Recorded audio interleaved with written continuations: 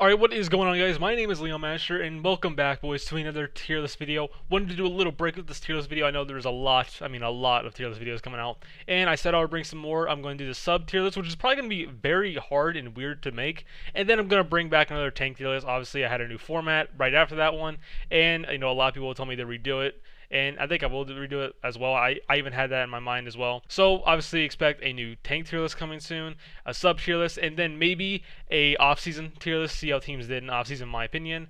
And yeah, let's just go ahead and jump right into this tier list. So like I said, I think this one is going to be very weird to make, and I'll try my best to do reasonings with this one. Obviously this is on the spot, no script or anything. So we're going to start off with Baby Bay right here. Obviously Atlanta has signed great players, Edison, they even signed Sharp, and Sharp is going to be very hard to put in the game as well. Obviously, I do try to think of DPS rotations as well. Will Sharp be a DPS rotation here and there of Edison if Edison's not playing that good of a hero? Who knows, honestly, because Baby Bay, he fills all roles, but definitely you can argue Sharp and Edison are better. So Baby Bay as a sub, if he was going to sub in, would he fill in those roles pretty well if it comes to Edison and also Sharp? I definitely think he could do a great job filling in for those guys if they ever were sick, which is probably a chance of happening. So if he ever subbed in, I definitely think he is at least a above average sub when I think of him if he fills in those voids well. Obviously there's like other teams that probably wouldn't do the best filling those voids in. Baby Bay can definitely fill in a decent, shoe, I guess you could say, for Edison if he's ever sick, or Sharp. He's definitely a good sub. Now on to Axiom for the Boston Uprising. That tank I actually really want to be seeing played on the Boston next season, but we don't know if that's going to happen or not. We're just going to go off what we saw last season with Fusions being played the most, and now they have a new off tank. And they also have Mufin as well, who is going to be a sub on this tier list. So Axiom, we haven't seen him in the league. We only saw him like once playing his actual role main tank. In the beginning of the season, he played Zarya because if I'm correct, someone was suspended. I don't know if it was Color Hex or someone else, but someone was suspended and Axiom played the off tank, but he's a main tank as well. But we haven't seen him play in a while. But from what I've seen back on his contenders days and all of that as well, I do want to put him C. The reason I put him C is because we haven't seen that many league games. I don't know if he would step up over Fusions or not. But either way, he's still a great player. He would be a great sub. The only thing is that we haven't seen him play in the league, and we also don't know if his comms are as good as Fusions. That's the only thing. Now on to the next one. We got Mufin, and this is the best picture I got for him. So we got Mufin. And as we do know, he is a sub. He's basically a sub. He has that name on him. He's a 2A, and 2As are also normally subs. That's why we have Dia on the list as well. So obviously, Mufin has done great things in ranked and contenders as well. Team Envy, he looked great. And then also, he got on Uprising Academy. He played, I think, 1 or 2-ish games. He still looked good on those. Team Canada tryouts, people would argue he should have got it over Note. Mufin still did great in the trials. Every time he's played professionally right now, he's looked great. And I definitely think people would argue that he could be better than Brucein. Obviously, they're Boston Uprising's newest main tank. I definitely think as well that he would be maybe better than Brucein as well. Everything he's shown so far is great. I do think he'll be a great sub if Brucein's ever sick. I do just want to put him A, though. The reason he won't be S is because we haven't seen him play in, high level yet. We haven't seen him play that many games in contenders. Obviously, he was a stand-in for Team Envy, but if I'm correct, he was a stand-in for like a week. He didn't really practice that much with Team Envy, but what he showed was great. And then also, like I said, Uprising Academy, not that much. So what we've seen, though, so far has been great. Not S tier just yet, but people would probably argue S tier. Then on to the next one. It's sad to put him on here, but Poco. I don't see a rotation coming in with the off tanks. You never really see a rotation with tanks. Maybe supports a little bit, but mostly DPS is where the rotation comes from. Poco, they got Fury now, which is a great player. He's gonna be fantastic. Huge upgrade over Poco though, even though Poco's a great player. Still an upgrade. And Poco's, like I said, he's a great player. Will he fill in the void if Fury's ever sick? Most likely, obviously, he has synergy with Sado. I think he'll be a fantastic off tank, and he'll be just like kind of Baby Bay. I could say, like I said, guys, this tier list is going to be very weird to rank, honestly, because it's not me basing how good they are. Will they kind of fill the voids well if that does end up happening, if they can sub in? Will they be that, tier above them? Will he be Fury level? My opinion, no. I don't think he'll be Fury level. He could be, though. But that's just the thing. It's weird to do this. Will will they fill the voids? That's just my opinion. I definitely think he'll be a great sub if Furies is ever sick. Then on to the next one, we got Ivy, who came from the Toronto Defiant on the Fusion now, and obviously, Fusion has EQO, they have Chipsa, they have Hisu, and they have Carpe. So Ivy, there's a possibility for a rotation to actually happen, but I don't see it. Maybe there could be, which I could honestly see happening. I think Ivy's good, but I just rather have EQO starting all the time, and I don't see why they would do a rotation of EQO. He plays almost everything in the game, so I don't see the reason why.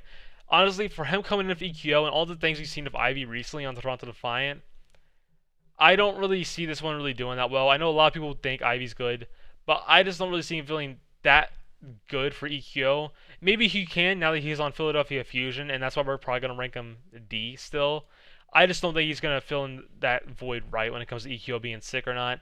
He can maybe play some good heroes, maybe because obviously he was on the Toronto Defiant. It was hard to see some good stuff come out of those players. But like I said, what we've seen recently, it's hard to rank him pretty high. Now on to the entire Dallas Fuel area, which I hope are subs, which I hope. Now we got Zachary. He honestly, at the end of the day, he did have a decent season. With the Dallas Fuel, I wouldn't say the best, not the worst as well. Now, obviously, people could argue his brig is bad, which, yes, at some points it was not the best, but obviously he was peeling for his backline a lot, and it also ended up him dying. So that's just how brig works on the Dallas Fuel, because they weren't coached that well when it comes to brig.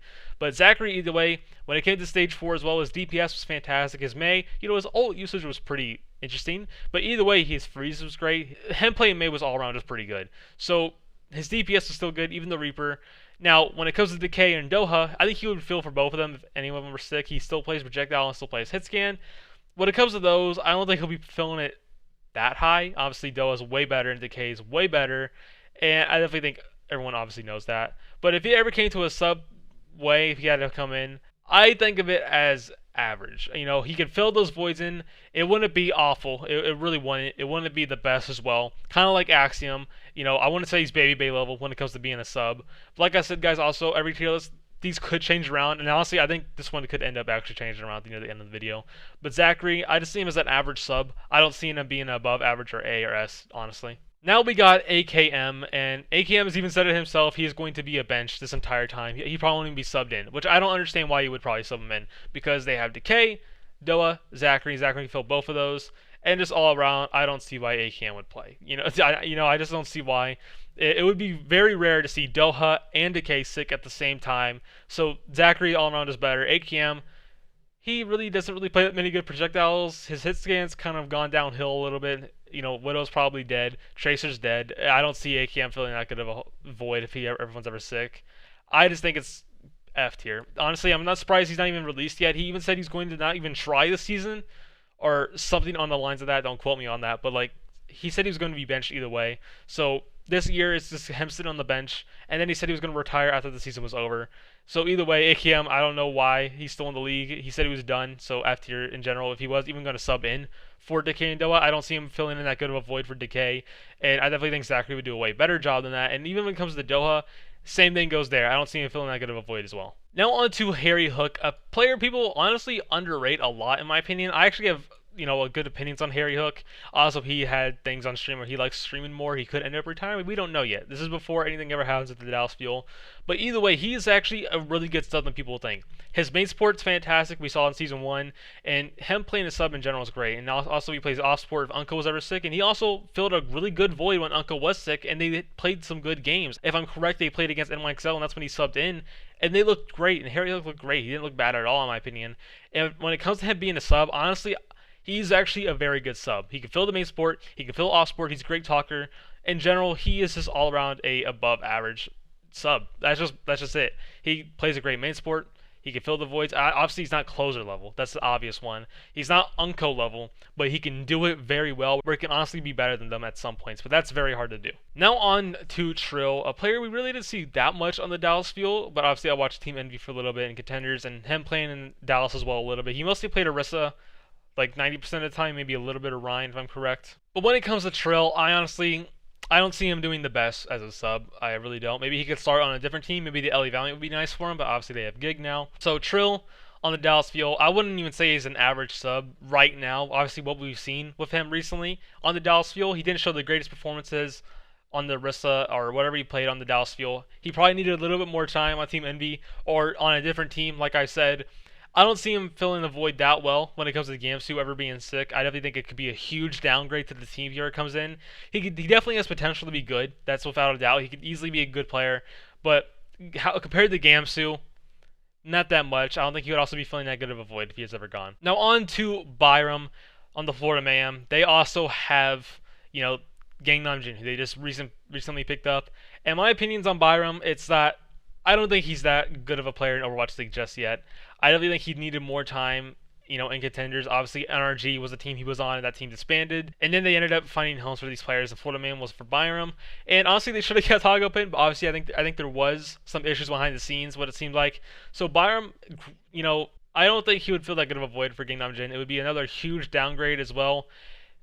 Honestly, he didn't even show that many good points when he was playing support on Florida Mayhem. On DPS, he looked decent when he played the Tracer on Nubani. I still remember that one. But I just don't see it being that good. I think Trill is a better sub if Gamsu's ever gone. When it comes to Gangnam Jin ever being gone and Byram comes in, huge downgrade. Even worse than Trill with Gamsu, in my opinion. I don't like this one at all. Now on to Chara with the Guangzhou charge, and they have Neptuno now, who is probably going to be starting over, and he looks great. Neptuno looks great, and Chara looked better at the end of the season as well, in my opinion. I feel like a lot of people could disagree, but Chara was great, in my opinion, at the end of the day, and obviously he's not at Neptuno level, I guess you could say. He's a little bit more aggressive, Chara is, but we don't know the communication issues, and obviously we've heard they needed a new, leader. That's why they got Neptuno. Chara coming in. Either way, if Neptuno's ever gone, Chara will probably feel decently well. It will probably look the exact same, honestly, with a little bit more aggressiveness. But we don't know the comms that much. But honestly, he's definitely an A-tier sub, in my opinion. Maybe even above average, people could argue. But he's a great sub. Now on to Raucus. A lot of people could argue he's going to start. In my opinion, I don't see him starting at all. I just don't. They have Repel, who they're for sure going to use a lot. And he's going to do great things on Outlaws. Raucus, his recent performance on the World Cup was definitely great. Probably one of his best performances recently, in my opinion. As a sub, though, when it comes to Repel, I don't know. I really don't know how he would perform over Repel. Obviously, we haven't seen Repel in a while, but just in general, what I've seen of Repel as well in contenders, his stream, and a little bit on the Titans, he looks better than Raucus when it comes to Overwatch League. Raucus has had not the greatest performances in 2 seasons in the Overwatch League, so I'm just gonna say he's at least average. At least average. It would not be like an awful downgrade, obviously he looked way better in the World Cup. He was consistent every game as well in the World Cup, which that makes it a little bit better. Maybe people could argue down here, but I'm going to say at least an average sub. Obviously, I do think Repel is just better, and then Raucus would just be a decent sub. Now on to Spree, which before I go on, I don't even know if Houston Outlaws is going to mess with their off tanks. Flame did do a tweet where he has a lot of juice coming this next week, so maybe Coolmat retires and they sign someone else. Who knows what happens, but Spree as a off-tank sub, they have Meko, which Spree filling in for Meko, if that ever had to happen, would be another huge downgrade. It would probably be on the level of these guys right here. Honestly, it probably wouldn't be that bad. I definitely think Spree was probably pretty, I would say, in the middle in the Houston Outlaws this last season. He wasn't the best and also not the worst, but how Houston Outlaws did, I definitely wouldn't point my fingers at Spree that much for why they didn't do bad. It would be pretty hard for him to fill the shoes of Meko, but either way, he's below average sub. I wouldn't say he's awful down here. Now on to the next one. We got LH Cloudy with the LA Gladiators. And I probably have an underrated opinion here, but honestly, LH Cloudy on the Gladiators is probably one of the best pickups, honestly, in the offseason for Gladiators only. The reason I say that is because OG never really had a sub for him, so we didn't really have to compete for a spot on the Dallas field. Whenever they got Trill, he was definitely really wanting that spot still for the starting position. So LH Cloudy comes in, and if OG ever stops not doing the best, LH Cloudy could probably do really well on the team. Obviously, the new team around him, he doesn't have the Paris teammates around him, who probably were not the best. Now they have the Gladiators teammates around him. Honestly, LH Cloudy could shine a lot, in my opinion. He could do a lot of good things on the roster. So honestly, when I look at LH Cloudy, if he ever had to sub in for OG, it would be decent performances. Obviously, his most recent performance on the Paris Eternal kind of makes him go down a little bit. I would love to put him A, but obviously what we've seen of him on the Paris Eternal and even Team Finland, we're just going to put him down at B. I do think this is a great signing from Gladiators, though. That's my opinion. It's definitely going to help OG if he's ever down, and LH Cloudy will be a great player. Now on to the next one. We got Paintbrush with the LA Gladiators, and another interesting signing, I would say. Obviously, Paintbrush was really good on Florida Mayhem Academy and also Revival. When I watched him, I definitely didn't see him being Overwatch League ready, in my opinion. Maybe a little bit more time, but maybe he could prove me wrong, which obviously he's on the Gladiators, who has a great coaching staff, so he could prove me wrong. But when I look at him, he could definitely be very good. Honestly, he really could be. And honestly, he's probably going to be average sub whenever Big Goose is sick. I definitely think there could be potential Paintbrush maybe even being better than Big Goose, which is going to be hard to do when Big Goose has shown consistent performances in Season 1 and 2. I do think Paintbrush is good. Then on to the next one, we have Bianca, which another thing comes in. I don't know who NYXL could start. NYXL could start Hoppa, which I like to see, or they could start Bianca, which would not be bad, and this one's obviously straight going to S before I go on. The reason I say that is because Bianca still showed great performances on XL2, and all the teams he's been on previously, still showed great performances with that. And like I said, there could still be a point where he actually could start over Hoppa, but either way, if Papa was ever sick, he would fill a great void, honestly making it look like there was no difference in general. So I definitely think Bianca is a great sub. Now we're on to Who Are You, and honestly another great player, but honestly he has to go down to A. The reason I say this is because we haven't seen him really play that good recently. Obviously his brig was pretty and also his attitude just is pretty not the best, but obviously he's going to NYXL, which is probably a good team for him. And then he could also fill in a pretty good void if Libero's ever sick. I do think they signed Who Are You for a reason. I say that in every video, and Who Are You is at least in the video. So Who Are You definitely has a position in the NYXL, we just don't know yet. Now on to Smex with the Paris Eternal. Honestly, this was a very expected signing because obviously, Hamden is going to be underage for like 1 or 2-ish games, maybe even more, if I'm sure. But when it comes to Smex, I don't think he'll be that good of a player. Honestly, when I watched him, I didn't even see him being Overwatch League ready at all, and he did not even show the greatest performances, in my opinion, on the World Cup or just anything in general. I don't think Specs will do the greatest as a sub, and even when he plays those first couple of games with the Paris Eternal, I don't see good things happening. But hey, it could change. They have a great coaching staff. Specs can play fantastic, but as we stand right now, when I look at Specs, I don't think he'll fill in the greatest void for Paris. That's just me. I don't see it happening. He's definitely a below average sub. He could definitely be better, though. He has the potential to possibly be good, but every performance we've seen of him recently, in my opinion, has not given me hope. Has not at all. Then on to the next one, we got BQB, which is a hard one to put in because obviously one of the most recent pictures with Florida Mayhem is that he was actually playing with the team, which I really hope not because they have Yaki and Sailplayer who are great players, and I don't see why BQB would start over them unless Sailplayer was gone for that day and they had BQB in, which honestly, the entire last season, a lot of people hyped him up to be good. I watched him the entire time. I didn't see anything good come out of him. And he was even a Sombra specialist, and we were in a Sombra meta, and he still looked like one of the worst, in my opinion. Obviously, that was because he was on the Florida Mayhem. But either way, it's still like he did not impress me at all. He did not even have that many good moments, in my opinion. And him being a sub for Yaki and Sailplayer, I just don't see it doing that good of a job for Florida. It would be a huge downgrade as well. Another F sub. I don't really like it. I don't like the sub. I don't think he'll do the greatest. I really hope he's not starting over Sailplayer or Yaki, but who knows what happens. Now to the next one, we got Coolmat, which we also don't know if this man is going to retire or not. We really don't. So let's keep that in mind. We don't know if he's going to retire or he's going to be released or anything. I hope, he does something because they have 3 off things right now. They have Meko, Spree, and Coolmat. Who's going to get released or retire? Who knows? I definitely think Coolmat, my opinion, could retire, but we don't know yet. But either way, as a sub, I'd rather have Spree play over Coolmat any day, and that kind of makes it just go down to F. When they also have Meko on their team, Coolmat has not looked the best in Season 2, and Spree's looked a little bit better, and so Spree's going to go above him, Coolmat's going to go below. Then on to the next one, we have Ben Best, a player you guys probably forgot about on the Paris Eternal roster. And this one's another very interesting one. Obviously, they have No Smite, which I think is better than Ben Best a little bit. And Ben Best as a sub, honestly, the only hero he's definitely impressed me on the most is his Reinhart, which I don't see us being in Reinhart meta anytime soon. But either way, if he came in, it would definitely be a downgrade, obviously. But would it be awful? I say we put him here. Honestly, I don't see him doing that good of a job. Honestly, the entire season of Season 2, not the best, in my opinion. He did not do the greatest at all. No Smite, I definitely think he'll perform better than him or just do good in general this season, hopefully.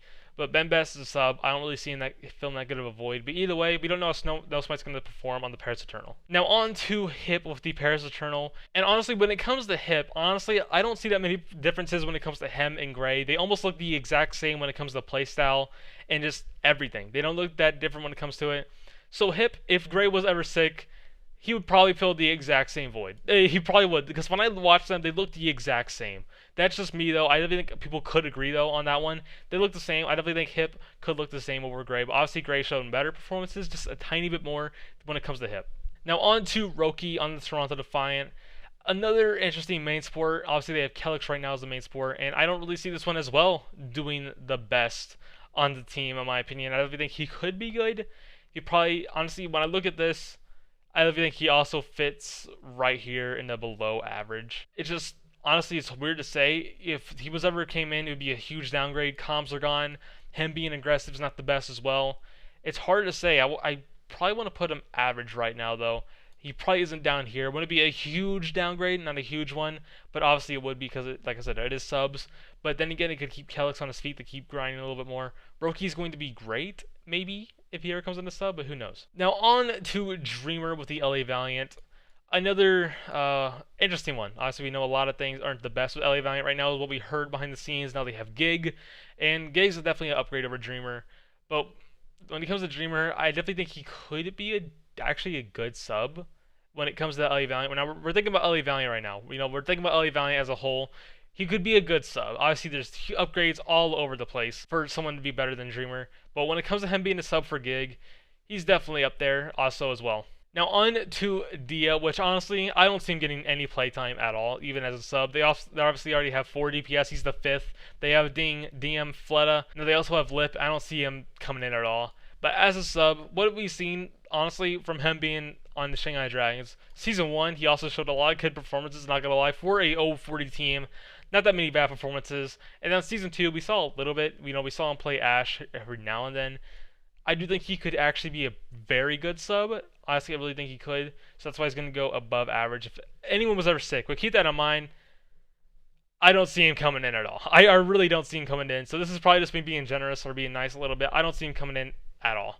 Now on to Guguri, which I'm pretty sure, if I'm correct with my memories with me, Envy is a free agent in LFT is one of his tweets is what it said. So I'm pretty sure Envy is gone now. Guguri didn't do any of those tweets. So I'm pretty sure Guguri's staying.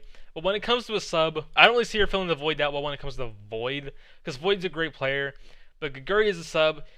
I definitely think they would still look decent. Honestly, they could do very good. It's very hard to say right now because Guguri, honestly, when I look at Guguri compared to even Envy or just Void, not the best. Honestly, it's another huge downgrade if Guguri comes in, not feeling the greatest Void if, Void's ever gone. But honestly, it's another, I would say, below average sub. I know there's a lot down here, but this one's a very interesting list to make. I know it touches this in the beginning. It's a hard list to definitely make, but as a sub, it's definitely a below average sub. I don't see that best coming out of it. Alright, so I just looked at the list a little bit, and honestly, I don't really see that many changes. I know maybe Mufin to S could probably make sense, but honestly, I have my reasonings when I talked about Mufin. If you want to go back, if you forgot about them, they are when I ranked them, so I'd recommend watching that. So honestly, I definitely think this is good. There could end up being a part 2. Maybe. I don't see it happening, but if I ever miss anyone, make sure to put them in the comments. I will tell you where I rank them as well. But then again, keep in mind there could be rotations. That's why Sharp's not on the list, because I definitely think Sharp and Edison will have a rotation. The same thing goes for many other teams as well. And if you didn't see some players in here, like on the Guangzhou Charge, you had WYA, or that's how I say his name. Obviously, the London Spitfire's newest pickups. I've never seen those players at all. Haven't watched them at all, so that's why they're not on this list as well. So, like I said, if you guys want to have any questions about players, put them down below where I would rank them, or if I ever watch them. I'll give you an answer if I will rank them or not, or if I never watch them. That's going to be it for me, guys. I hope you enjoyed. I will be making another tank to this in the future. Don't forget to join my Discord down below. Don't forget to follow my Twitter and my Twitch, and don't forget to hit that bell, and don't forget to leave a like, comment, and subscribe down below. And I'll see you guys on the next one.